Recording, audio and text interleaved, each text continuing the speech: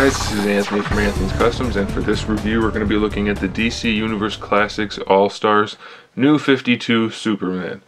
It's kind of a mouthful, but either way, here is the new figure. Standard DC Universe Classics figure, stands 6.5 inches tall, standard base body with a couple of new details here and there. Overall, it's a good figure, but nothing particularly impressive if you ask me. Let's start at the top with the head.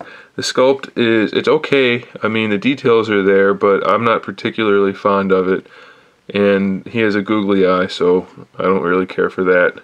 His left eye. The hair does have some dry brushing, so that's nice.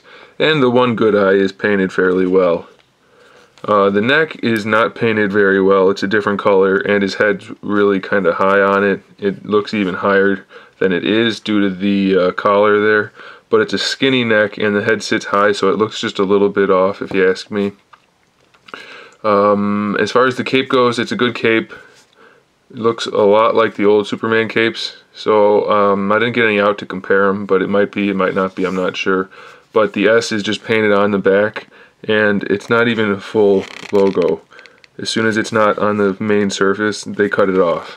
So that looks pretty junky. I don't care for that at all.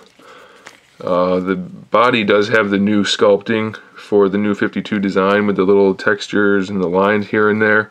The lower part of the ab crunch is the same as Batman, and so are the thighs. He does have the lines on the shoulder and the bicep, unlike Batman, which I wish Batman did have.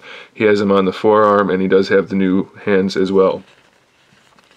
He does have them on the chest, and the S emblem is sculpted onto the chest. That's raised up, so that's a very nice touch, and I do like that a lot. He does have some dry, not really dry brushing, some shading, airbrush style shading throughout. Not the best, but it is there, so that's okay. This lower part here, the belt and the part right above that, is actually a separate piece from the groin, but it rotates with the groin, and the waist twist is still intact.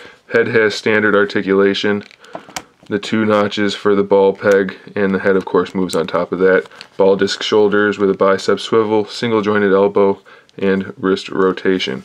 The ab crunch and waist twist are both fully functional. Standard hips. Mine have kind of loose thigh or hip joints.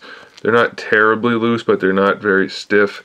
Maybe that's not a common issue. Maybe it is. I couldn't tell you. This is the only one I've seen of this guy, so I don't know.